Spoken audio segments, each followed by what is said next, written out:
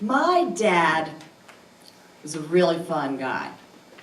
I mean, if you had taken a poll of all the kids in my 3rd grade class and asked them the question, who's your favorite parent? My dad would have won hands down.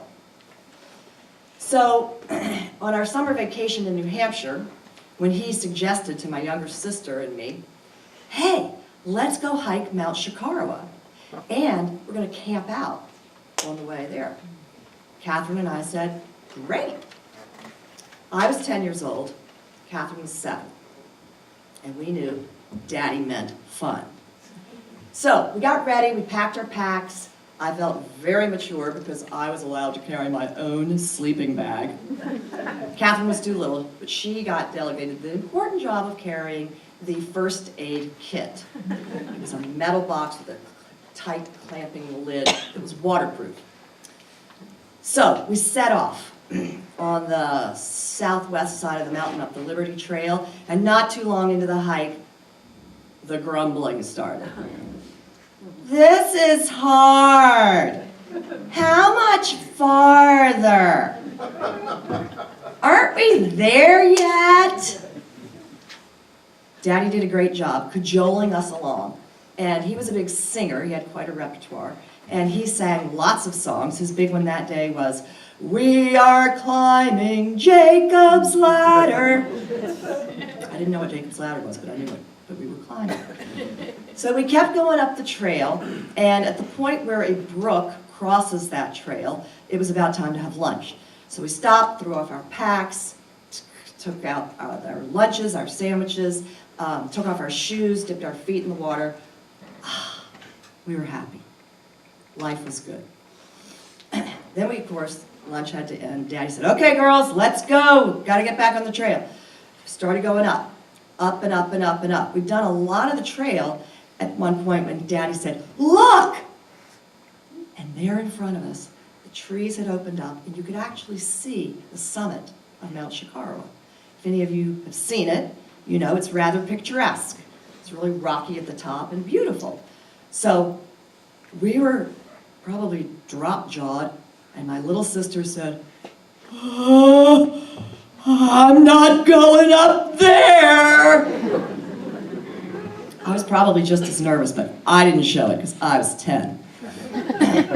So we get to the top of the trail and things flatten out, and there is our destination for the day, the Jim Liberty cabin. We threw off our packs, we got our sleeping bags out, laid them in the corner, and Daddy said, okay girls, time to get dinner going. We had hamburger meat. I couldn't wait to eat my hamburger. And he says, Catherine, get out the first aid kit. That's where the matches are. She scrambles through her pack and goes, Daddy, I don't see the first aid kit. We didn't have the first aid kit, and that meant we didn't have any matches. We had hamburger meat. We had eggs for the next morning. We had bacon for the next morning. None of it was to be had. However, good old Daddy says, don't worry, girls, we're just going to have a little beef tartare. Catherine was fine with that idea and said, okay, great. And then they also had tomatoes. I had wanted nothing to do with beef tartare. I thought I'd throw up, and I couldn't stand tomatoes. I'm not quite sure what I ate that night, but I probably went to bed a little hungry.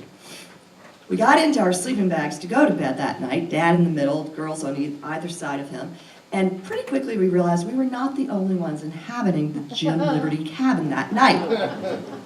We were going to share it, we were sharing it with a lot of mice. You could hear them across the floor. So dear old Dad hops up and gets a scrummy, crummy, scroungy-looking broom out of the corner. You could hardly call it a broom, it had so few bristles.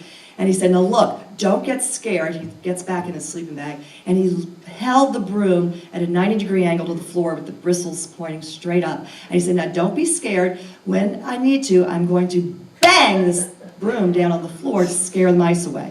That way they won't run over us. Okay. I don't know how much sleep I got that night, but I know that broom banged on that floor a lot. I did finally wake up the next morning, however, thrilled to think, I don't think a little mouse went over my face last night. This is good. We went up to the summit the next morning. I don't have any recollection of what that was like. That clearly didn't stand out in my mind. We went down the east side of the mountain on the Piper Trail, and Daddy kept telling us, oh, the descent's the easy part. Just down, down, down, down, down. It's going to be like a piece of cake. Except it went on, and on, and on, and on. And of course, we were grumbling a lot of the way. Finally, the Piper Trail hits Route 16, and the plan then was to the hike is over, and we're going to get onto Route 16 and hitchhike to get a ride up to Conway, where we were to meet my mother and my aunt, who'd been sweater shopping in North Conway. We stood on the side of the road. I mean, just picture it. A dad with two cute little girls. Car after car after car or vehicle went by and did not pick us up. I thought we'd never get picked up. I think at least an hour and a half went by. We obviously did get picked up, because here I am today. I didn't die on the side of Route 16. We got a ride to Conway. We met my mom and aunt, and we piled into the car, so happy to be back in civilization, and began regaling them with all the details of our big excursion. My dad was a really fun guy.